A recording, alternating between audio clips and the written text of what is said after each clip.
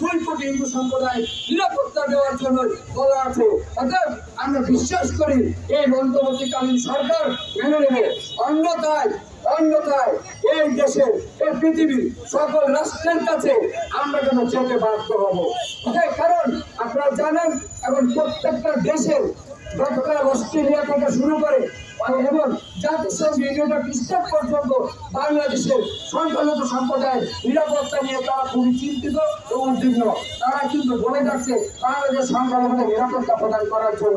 অর্থাৎ আমাদের বাধ্য করবেন না আন্তর্জাতিক মহলের কাছে দ্বারস্থ হওয়ার জন্য। অর্থাৎ আজকে যারা এখানে উপস্থিত হয়েছেন আবার সবাইকে ধন্যবাদ জানাচ্ছি। হিন্দু জাগরণ মঞ্চের সাথে থাকবেন।